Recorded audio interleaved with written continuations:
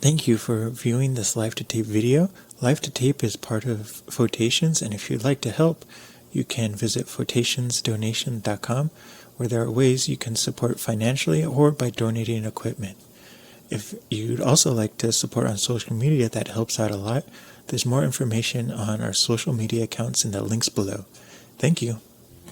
So, we are going to be starting off with the Junior Classics. This is Volume 1, and it's Fairy and Wonder Tales, and I'm going to read the intro. The intro is kind of long, and like I said, this is the first time we're doing this live, and this is not only going to be for the Twitch, which is Twitch TV/Thumbs United, but this is going to come out in podcast form. It is only coming out on podcast 2.0, Podcasting 2.0 compatible apps and websites. And with Podcasting 2.0, you can stream bits, which you can stream Satoshis, which are the smallest unit of Bitcoin as you listen. So you can, with the Podcasting 2.0 app, you can set it to like, oh, I want to, stream three Satoshis, a minute for every minute I listen to this podcast, and that's like, maybe 0.0001 cent a minute, but it helps. Everything helps. It's better than getting ad advertisement, which is always suspicious, because a lot of times as a creator it tells you, oh, you got this amount of people viewing your videos, and we show them this much ad, but you only get this much. And it's like, well, I had better numbers, and it's just not really accurate, and it's not on the up and up. And so paying that way as you listen, with the Satoshis, it helps me create more art and more visual audiobooks, and it just helps everyone. And so this is a Podcasting 2.0 podcast, and I do record it live on Twitch. And so we are reading the Junior Classics Volume 1, Fairy and Wonder Tales. Now this introduction is going to be a little long, but I thought it was important to read. And I do want to note that the Junior Classics is a very old collection of books. So there is some things that might not be politically correct. In fact, I know there are things that are not politically correct, but I've chosen to keep them in because I think it's important to have them there, because you can kind of see what people were thinking at the time of this book creation. And I think it's important to see what they were not only thinking at that time, but to also see how far we've come to today. And so I don't really like kind of erasing history, because you don't really see the struggle that everyone had to go through at that time to get to the point where we are today. And and the other thing is, it helps us, not repeat the same mistakes and the same prejudices that people had back in the day. We can kind of see, the error in the historical ways. So let's get started. The introduction. The purpose of the Junior Classics is to provide 10 volumes containing about 5,000 pages, a classified collection of tales, stories, and poems, both ancient and modern, suitable for boys and girls from 6 to 16 years of age. Throughout, parents and teachers who realize the evils of indiscriminate reading on the part of children will appreciate the educational value of such a collection. A child's taste in reading is formed as a rule in the first 10 to 12 years of its life, and experience has shown that the childish mind will prefer good literature to any others if access to it is made easy, and will develop far better on literature to proven merit than on trivial transitionary material. The boy or girl who becomes familiar with the charming tales and poems in this collection will have gained knowledge of literature and history that will be of high value in other schools and homework. Here are the real elements of imaginative narrative, poetry, ethics, which should enter into the education of every English-speaking child. This collection, carefully used by parents and teachers with due reference to individual taste and needs, will make many children enjoy good literature. It will inspire them with a love of good reading, which is the best possible result of any elementary education. The child himself should be encouraged to make his own selection from this large and varied collection, the child's enjoyment being the object in view. A real and lasting interest in literature or in scholarship is only to be developed through the individual's enjoyment of his mental occupations. The most important change which has been made in American schools and colleges within my memory is the substitution from learning from driving of inspiration for drill, of personal interest and love of work to compulsion and fear. The schools are learning to use methods of materials which interest and attract the children themselves. The junior classics will put into the homes the means of using this happy method, committing to memory beautiful pieces of literature, either prose or poetry, for recitation before a friendly audience, acting charades or plays, and reading aloud with vivacity and sympathetic emotion are good means of instruction at home or at school. This collection contains numerous admirable pieces of literature for such use in teaching.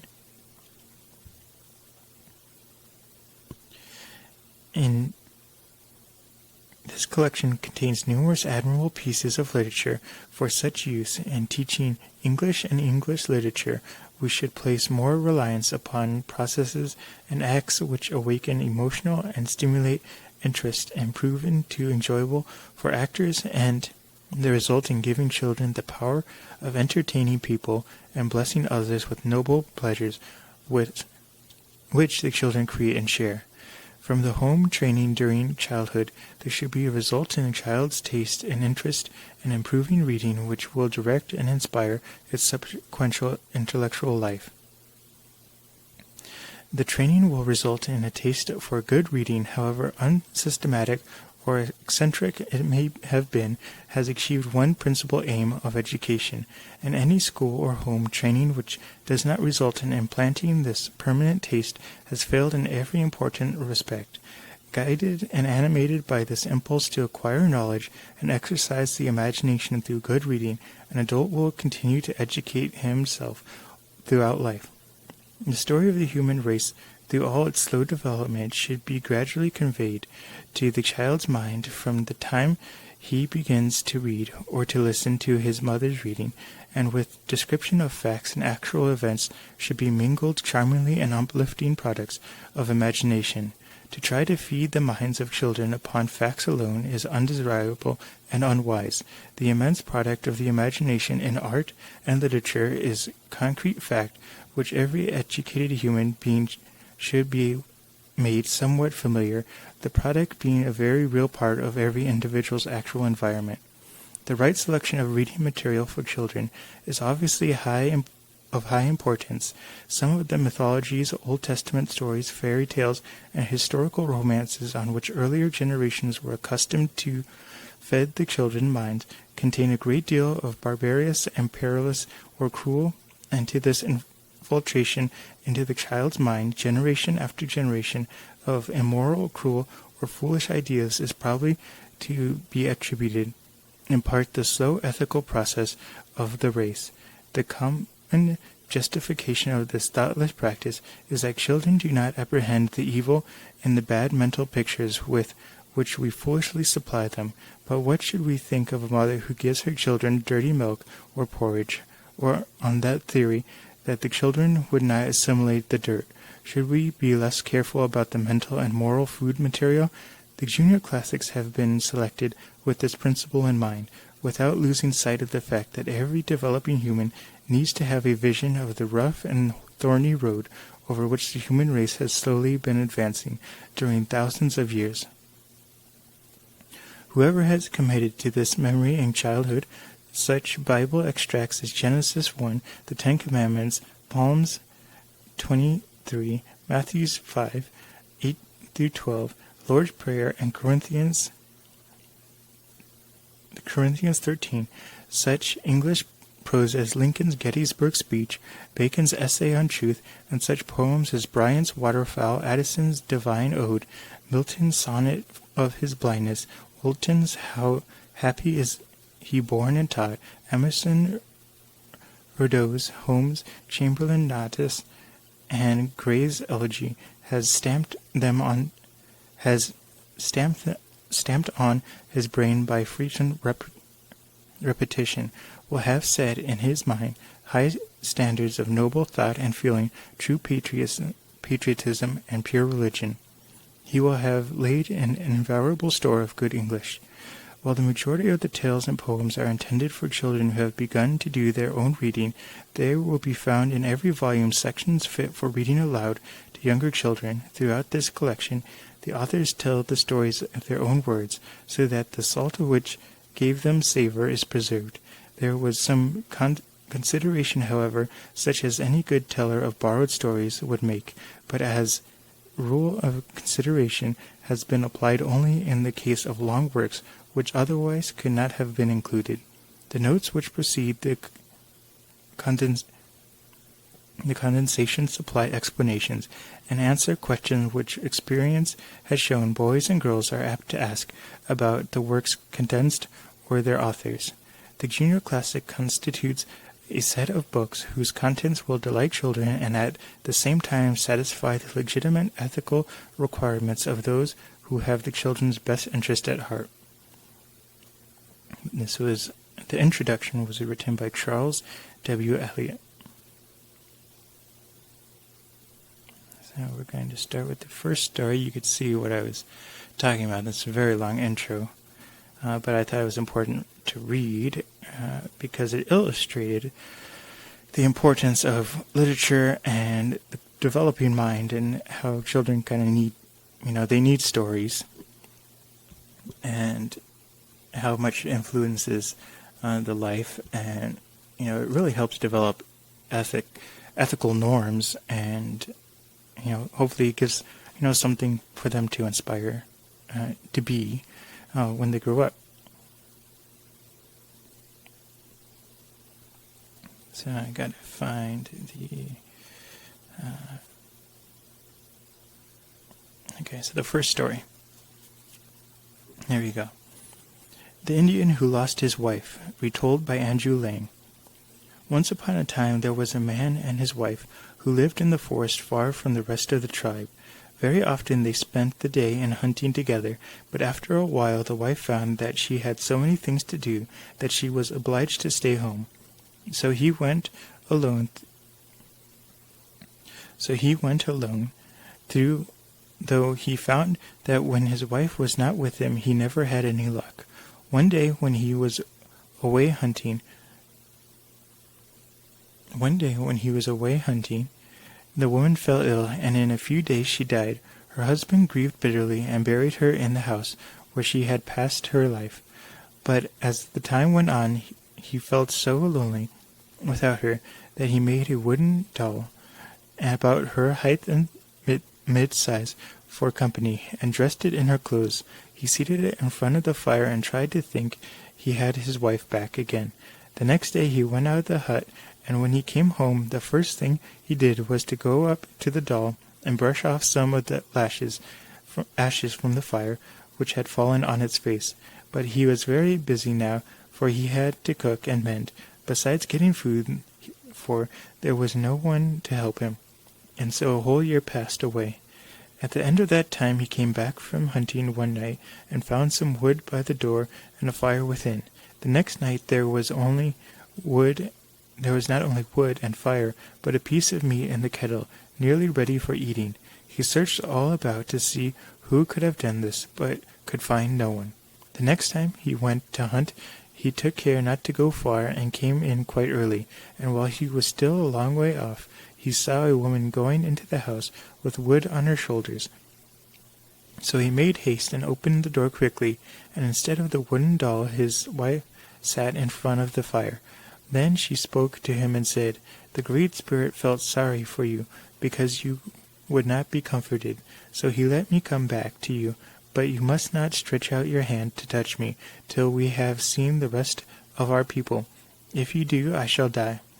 So the man listened to her words, and the woman dwelt there, and brought the wood and kindled the fire, till one day her husband said to her, It's now 2 years since you died. Let us now go back to our tribe. Then you will be well, and I can touch you." And with that he prepared the food and the journey, a sting of deer flesh for her to carry, and one for himself, and so they started. Now the camp of the tribe was a distant 6-day journey, and when they were yet 1 day's journey off, it began to snow, and they felt weary and longed for rest. Therefore they made a fire and cooked some food, and spread out their skins to sleep. Then the heart of the man was greatly stirred, and he stretched his arm to his wife, but she waved her hand and said, "We have seen no one yet, it's too soon." But he would not listen to her, and he caught her to him, and behold, he was clasping the wooden doll, and when he saw it, the doll, he pushed it from him in his misery and rushed away to the camp. He told them all his story, and some doubted, and they went back with him to the place where he and his wife had stopped to rest. There lay the doll, and beside they saw in the snow the steps of 2 people, and the foot of one was like the foot of a doll, and the man grieved sore all the days of his life. Kind of depressing story. A lot of the stories are, if you just follow the rules, everything will work out. So, the next story is Punchkin by E. Ferry.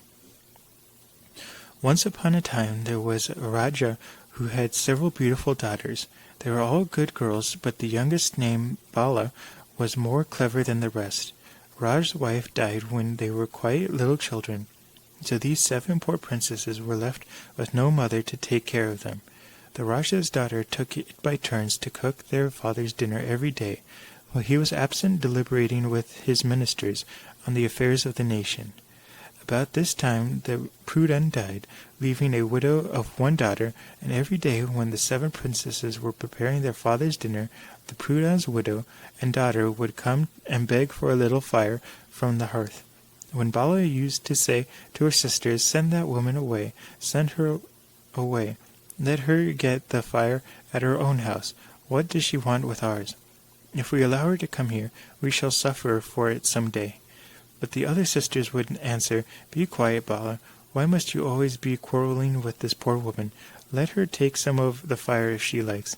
And the Prudent's widow used to go to the heath and take a few sticks from it, and while no one was looking, she would quickly throw some mud into the midst of the dishes which were being prepared for Raja's dinner.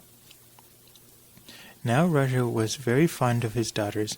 Ever since their mother's death they had cooked his dinner with their own hands, in order to avoid the danger of his being poisoned by his enemies.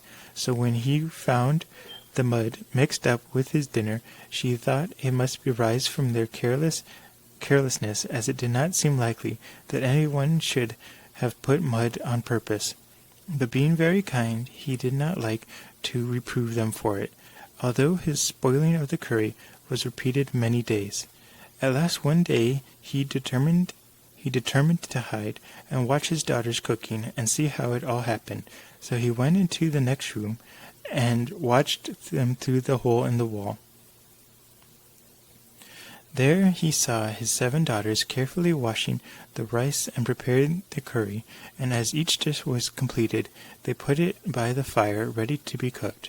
Next he noticed the Prudent's widow come to the door and beg for a few sticks from the fire to cook her dinner with. Bala turned her away angrily and said, "Why don't you keep fuel in your own house, and not come here every day to take ours? Sisters, don't give this woman any more wood. Let her buy it for herself." Then the eldest sister answered, "Bala, let the poor woman take the wood and the fire. She does us no harm." But Bala replied, "If you let her come here so often, maybe she will do us some harm, and make us sorry for it some day." The Raja then saw Prudent's widow go to the place where all the dinner was nicely prepared, and as she took the wood, she threw a little mud into each of the dishes. At this he was very angry, and sent to have the woman seized and brought before him. But when the widow came, she told him that she had played this trick because she wanted to gain an audience with him. With him she spoke so cleverly and pleased him so well with her cunning words that instead of punishing her, the Rajah married her and made her his Rene, and she and her daughter came to live in the palace. Now the new Rene hated the 7 poor princesses and wanted to get them, if possible, out of the way, in order that her daughter might have all their riches and live in the palace as princess in their place. And instead of being grateful to them for their kindness to her, she did all she could to make them miserable. She gave them nothing but bread to eat, and very little of that, and very little water to drink. So these 7 poor little princesses, who had been accustomed to having everything comfortable about them, and good food and good clothes all their lives long, were very miserable and unhappy, and they used to go out every day and sit by their dead mother's tomb and cry and say, "Oh, mother, mother, cannot you see your poor children, how unhappy we are, and how we are starved by your cruel stepmother?" One day, while they were thus sobbing and crying, lo and behold, a beautiful palmetto tree grew up out of the grave, covered with fresh ripe palmettos, and the children satisfied their hunger by eating some of the fruit.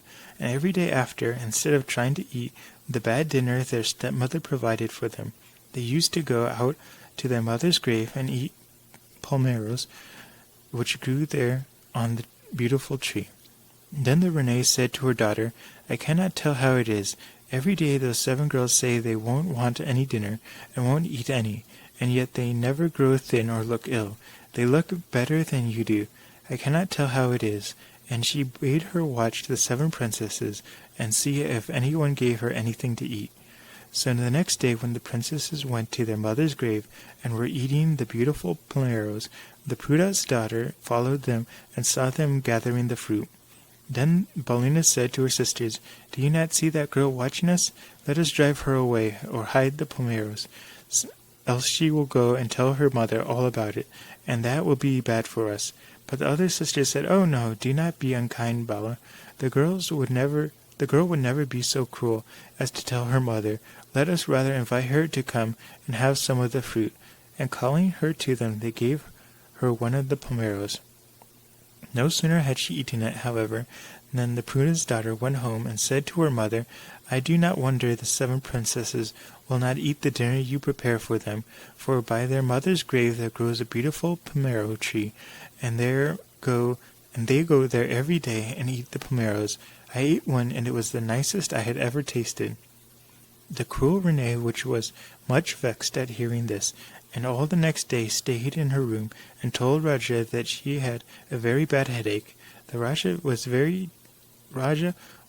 deeply grieved and said to his wife, "What can I do for you?" She answered, "There is only one thing that will make my headache well. By your dead wife's tomb there grows a fine palmetto tree. You must bring me that here and boil it, root and branch, and put a little of water in which it has been boiled on my forehead, and that will cure my headache." So the Rajah sent his servants and had the beautiful palmetto tree pulled up by the roots, and he did as the Rene desired. And when some of the water in which it had been boiled was put on her forehead, she said her headache was gone, and she felt quite well. The next day the 7 princesses went as usual to the grave of their mother. The palmetto tree had disappeared, and then they all began to cry very bitterly. Now there was by the Rene's tomb a small tank, and as they were crying they saw the tank was filled with a rich cream-like substance, which quickly hardened into thick white cake. As seeing this, all the princesses were very glad, and they ate some of the cake and liked it. The next day the same thing happened, and so it went on for the next many days. Every morning the princesses went to their mother's grave and found the little tank filled with the nourishing cream-like cake. Then the cruel stepmother said to her daughter, "I cannot tell how it is. I have had the palmetto tree which used to grow by the Rene's grave destroyed, and yet the princesses grow no thinner nor look more sad, though they never eat dinner I give them. I cannot tell how it is." And her daughter sighed, "I will watch." The next day, the princesses were eating the cream cake. Who should come by but their stepmother's daughter? Belena saw her first and said, "See, sisters, there comes that girl again. Let us sit around the edge of the tank and not allow her to see it. For if we give her some of our cake, she will go and tell her mother, and that will be very unfortunate for us." The other sisters, however, thought Bala was unnecessarily suspicious, and instead of following her advice, they gave the pruna's daughter some of the cake, and she went home and told her mother all about it.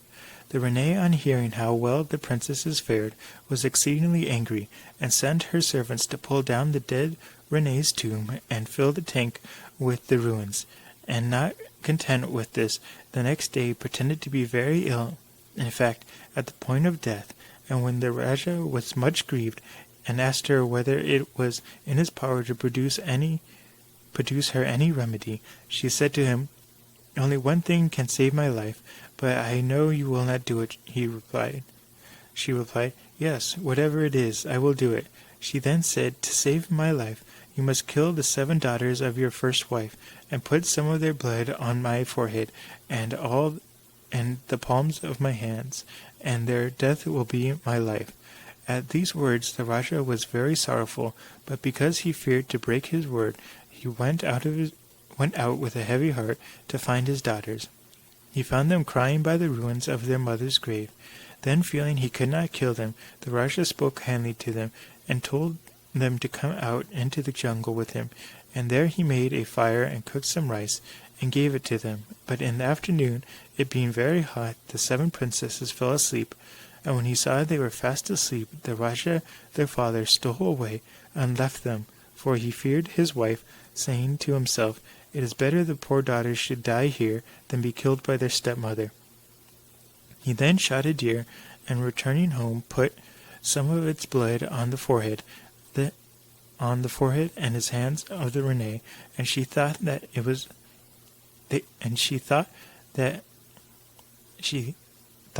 that he had really killed the princesses, and said she felt quite well. Meantime the 7 princesses awoke, and when they found themselves all alone in the thick jungle, they were much frightened, and began to call out as loud as they could, in hopes of making their father hear. But as time went far away, and would not have been able to hear them, even had their voices been as loud as thunder. It so happened that this very day the 7 young sons of the neighboring Raja chanced to be hunting in that same jungle, and as they were returning home, after the day's sport was over, the youngest prince said to his brothers, "Stop, I think I will hear someone crying and calling out. Do you not hear voices? Let us go in the direction of that sound and find out what it is." So the 7 princes rode through the woods until they came to the place where the 7 princesses sat crying and wringing their hands. At the sight of them, the young princes were very much astonished, and still more so on learning their story, and they settled that each should take one of these poor forlorn ladies home with him and marry her. So the eldest prince took the eldest princess home with him and married her, and the second took the second, and the third took the third, the fourth took the fourth, and the fifth took the fifth, the sixth took the sixth, and the 7th, and the handsomest of all, took the beautiful Bala. And when they got to their own land, there was a great rejoicing throughout the kingdom at the marriage of the 7 young princes to 7 such beautiful princesses. About a year after this, Bala had a little son, and his uncles and aunts were so fond of the boy that it was as if he had 7 fathers and 7 mothers. None of the other princes and princesses had any children, so the son of the 7th prince and Bala was acknowledged as their heir by all the rest. They had thus lived very happily for some time, when one fine day the 7th prince, Bala's husband, said he would go out hunting, and went away. And then they waited a long time for him, but he never came back. Then his 6 brothers said they would go and see what had become of him, and they went away, but also did not return. The 7 princesses grieved very much, for they feared that their kind husbands must have been killed. One day, not long after this happened, Bala was rocking her baby's cradle, and while her sisters were working in the room below, there came to the palace door a man in a long black dress, who said he was Fakir, and came to beg. The servants told him, "You cannot go into the palace of Raja's sons have all gone away. We think they must be dead, and their widows cannot be interrupted by your begging." But he said, "I am a holy man. You must let me in."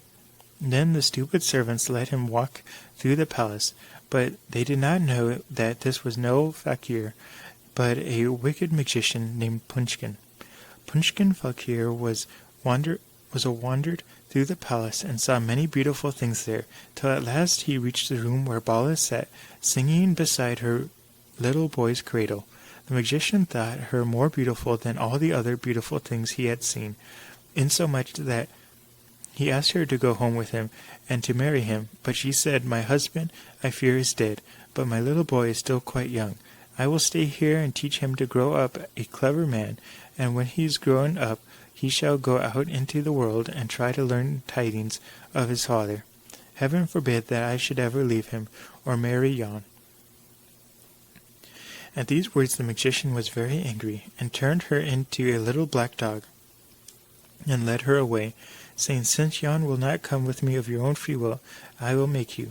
So the poor princess was dragged away, without any power of effecting an escape, or of letting her sisters know what had become of her. As Punchkin passed through the palace gate, the servant said to him, "Where did you get that pretty little dog?"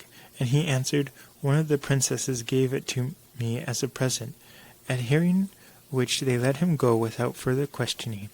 Soon after this, the 6 elder princesses heard the little baby, their nephew, begin to cry, and when they went upstairs, they were much surprised to find him all alone, and Bala nowhere to be seen. Then they questioned the servants, and when they heard of the fakir and the little black dog, they guessed what had happened, and sent in every direction seeking them. But neither the fakir nor the dog were to be found. What could 6 poor women do? They gave up all hopes of ever seeing their kind husbands and their sister and her husband again, and devoted themselves thenceforth to teaching and taking care of their little nephew. Thus time went on till Bala's son was 14 years old.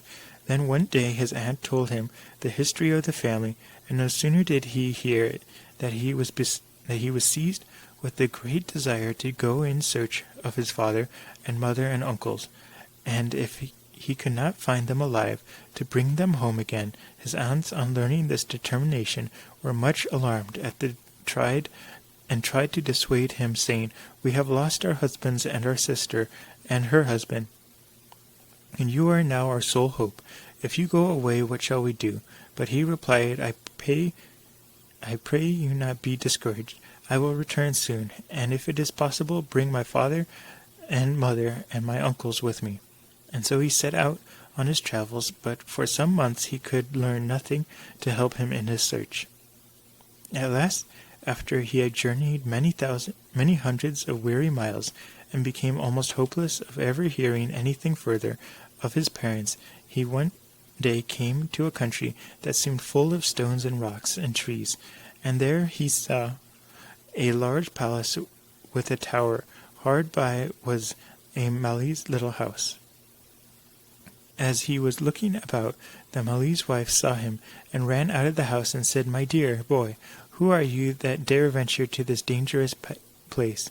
He answered, "I am a Raja's son, and I come here in search of my father and my uncles, and my mother, whom a wicked enchanter bewitched." Then the Mali wife said, "This country and this place belong to a great enchanter. He is all-powerful, and if anyone displeases him, he can turn them into stones and trees.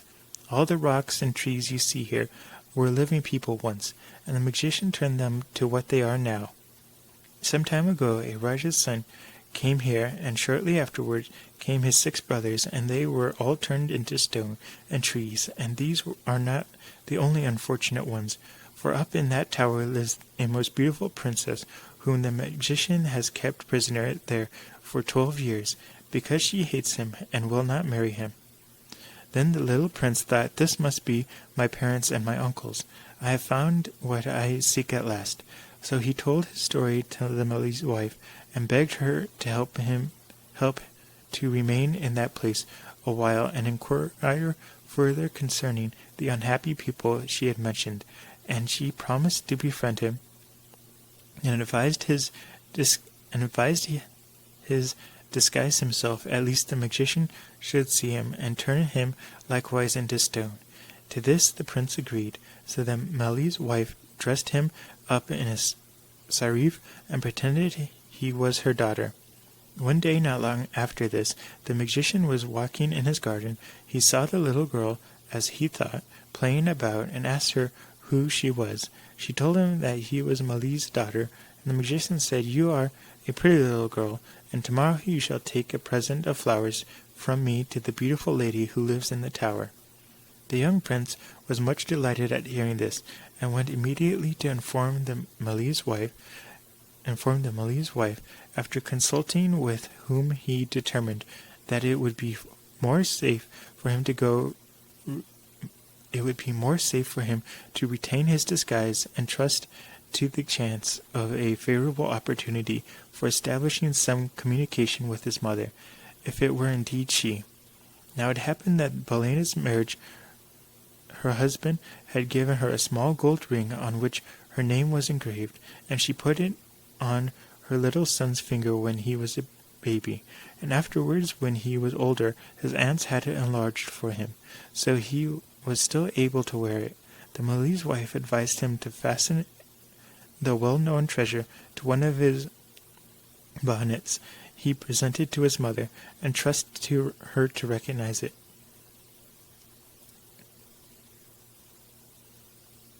This was not to be done without difficulty, as such a strict watch was kept over the poor princess, for fear of her ever establishing communication with her friends, though the supposed Mali's daughter was permitted to take the flowers every day, the magician or one of his slaves always in the room at the time.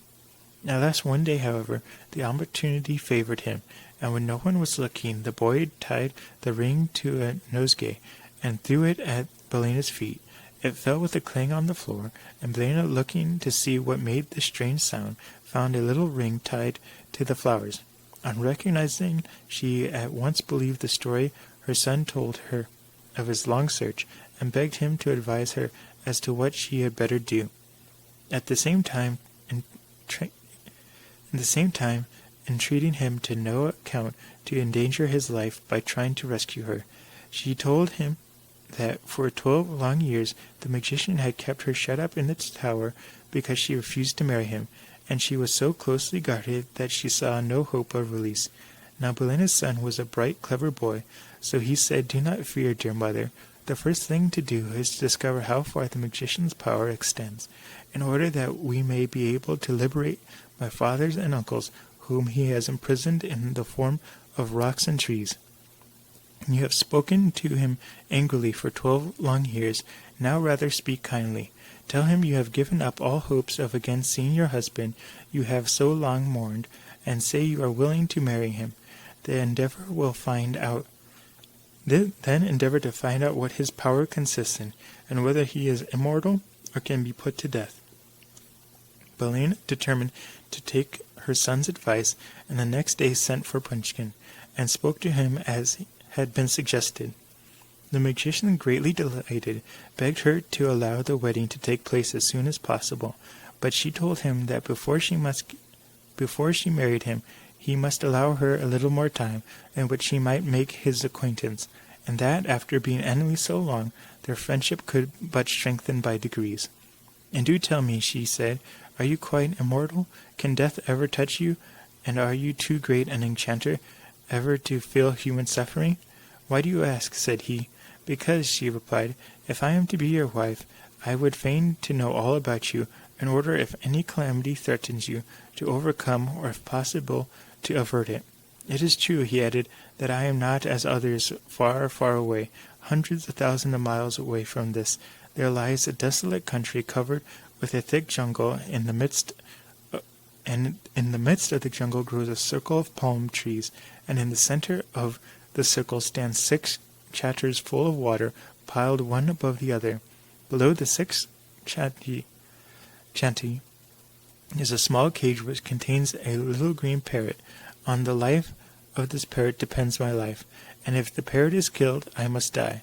It is, however, he added, impossible that the parrot should sustain any injury, both on the account of inaccessibility of the country and because, by my appointment, many thousands of genies surround the palm trees and kill all who approach the place. Valerie told her son what Punchkin had said, but all at the same time implored him to give up all idea of getting the parrot. The prince, however, replied, Mother, unless I can get a hold of that parrot, you and my father and uncles cannot be liberated. Be not afraid, I will shortly return. Do you, meantime, keep the magician in good humor still, putting off your marriage with him on various pretexts, and before he finds out the cause of the delay, I will be here. So saying, he went away. Many, many weary miles did he travel, till at last he came to a thick jungle, and being very tired, sat down under a tree and fell asleep. He was awakened by a soft rustling sound, and looking about him saw a large serpent, which was making its way to an eagle's nest, built into the tree under which he lay, and in the nest there were 2 young eagles. The prince, seeing the danger of the young birds, drew his sword and killed the serpent. At the same moment the rushing sound was heard in the air, and the 2 old eagles, which had been out hunting food for their young ones, returned. They quickly saw the dead serpent and the young prince standing over it, and the old mother eagle said to him, Dear boy, for many years all our young ones have been devoured by that cruel serpent. You have now saved the lives of our children. Whenever you are in need, therefore send for us, and we will help you. As for these little eagles, take them and let them be your servants. At this the prince was very glad, and the 2 eagles crossed their wings, on which he mounted, and they carried him far, far over the thick jungle, until he came to the place where grew the circle of palm trees, in the midst of which stood the 6 chanties full of water. It was the middle of the day, and the heat was very great. All around the trees were the genies fast asleep. Nevertheless, there were such countless thousands of them, that it would have been quite impossible for anyone to walk through the ranks to the palace. Down swooped the strong-winged eaglet, down jumped the prince. In an instant he had overthrown the 6 chanties full of water, and seized the little green parrot, which he rolled up in his cloak. While he mounted again into the air, all the genies below awoke, finding their treasure gone, set up a wild and melancholy howl. Away, away flew the little eagles till they came to their home in the great tree. Then the prince said to the old eagle, Take back your little ones, they have done me good service. If I ever again stand in need of help, I will not fail to come to you. He then continued his journey on foot till he arrived once more at the magician's palace, where he sat down at the door and began playing with the parrot. Punchkin saw him and came to him quickly and said, My boy, where did you get yon parrot? Give it to me, I pray you. But the prince answered, Oh no, I cannot give away my parrot. It is a great pet of mine. I have had it many years. Then the magician said, If it is an old favorite, I can understand you not caring to give it away. But what will you sell for it? Sir, said the prince, I will not sell my parrot. Then Punchkin got frightened and said, Anything. Name what price you will, and it shall be yours. The prince answered, Let 7 Rajas' sons, whom you turned into stones and trees, be instantly liberated. It is done, as you desire, the magician. Only give me my parrot. And with that, by a stroke of his wand, Bala's husband and his brothers resumed their natural shapes. Now give me my parrot, repeated Punchkin. Not so fast, my master, rejoined the prince. I must first beg you that you restore all life, all whom you have thus imprisoned. The magician immediately waved his hand again, and whilst he cried in an imploring voice, Give me my parrot, the whole garden became suddenly alive Where rocks and stones and trees had been before, stood Rajas and Prunts and Saidars and mighty men on prancing horses, and jewelled pages and troops of armed attendants. "Give me my parrot," cried Punchkin. Then the boy took a hold of the parrot and tore off one of the wings, and as he did so the magician's right arm fell off. Punchkin then stretched out his left arm, crying, "Give me my parrot." The prince pulled off the parrot's second wing, and the magician's left arm tumbled off. "Give me my parrot," he cried, and fell on his knees. The prince pulled off the parrot's right leg, and the magician's right leg fell off. The prince pulled off the parrot's left leg, and down fell the magician's left. Nothing remained of him save the limbless body and the head, but still he rolled his eyes and cried, "Give me my parrot." "Take your parrot, then," cried the boy, and with that he wrung the bird's neck and threw it at the magician, and as he did so, Punchkin's head twisted around, and with a fearful groan, he died. Then they let Balina out of the tower, and she, her son, and the 7 princes went to their own country, and lived happily ever afterwards. And as to the rest of the world, everyone went to his own house. So that's it for this episode of the Live to Tape, the Photations Live to Tape podcast. This comes out on Fridays. I'm also doing a video release, and with the video release, it comes to YouTube and my website, Photations. And it's a multi-format video release because I filmed these time-lapse photography videos. I call them drive-lapse, where I'm driving across the United States. And I actually filmed it in 3D. And so I release it for a VR for 3D TVs, and then embedded 3D. And so the VR is a Stereograph, which is like the old-fashioned 3D viewers that you can just put your cell phone in, and then you can view the 3D video that way. The 3D for TVs is the side-by-side method, which you would have to load into YouTube and then manually set your TV into the 3D mode if you still have a 3D TV. I still believe 3D is going to come back, because it always does, and in some ways it already has come back in the form of VR.